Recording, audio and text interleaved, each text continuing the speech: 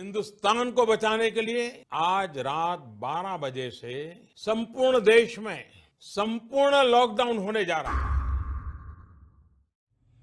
March 2020, India went into a 21-day lockdown. Dalal Street.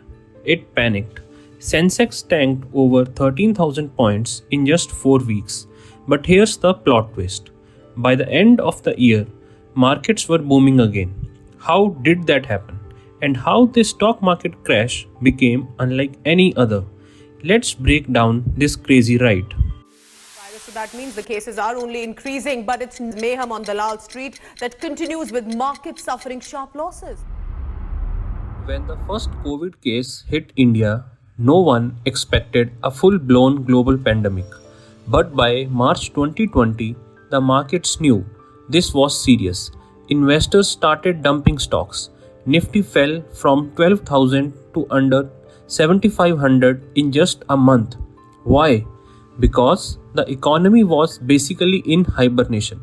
Flights grounded, businesses shut, zero clarity on when things would reopen. Fear and uncertainty leads to panic selling. But just a few months later, the market pulled a full 180. By December 2020, the Sensex crossed 47,000 and Nifty was back near all-time highs. What sorcery was this? Reason number one is that the RBI didn't waste time.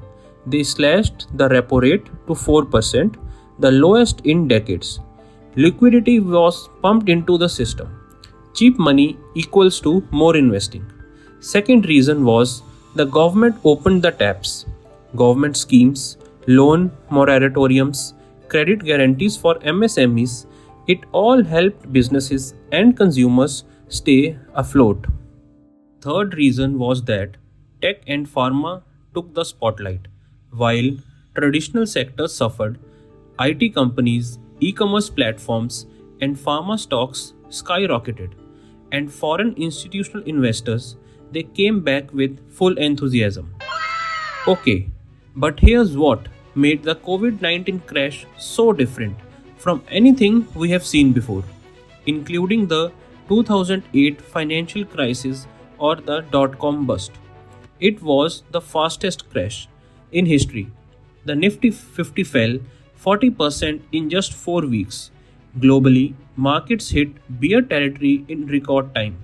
In 2008, it took months for the markets to unravel. In 2020, it took days. Investors didn't wait.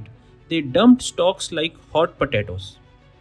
The biggest difference was that it was triggered by a health crisis, not a financial one. This wasn't about bad loans, bubbles, or fraud. It was a virus, a completely non-financial trigger that caused a financial panic. Everything crashed all at once. Equities, oil, even gold initially fell because people wanted cash. India saw a historic foreign institutional sell-off as foreign investors pulled out money to cover losses abroad. But see, here's the thing. Markets were up, but the real economy, not so much.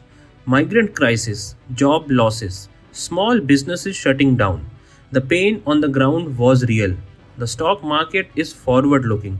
It bets on future earnings, recovery, and investor sentiment. So while the economy was hurting in 2020, the market was already placing bets on 2021 and beyond. So yes, COVID-19 brought the biggest and the most unique crash Indian markets had ever seen. But RBI action, government stimulus, and global optimism triggered one of the fastest rebounds ever.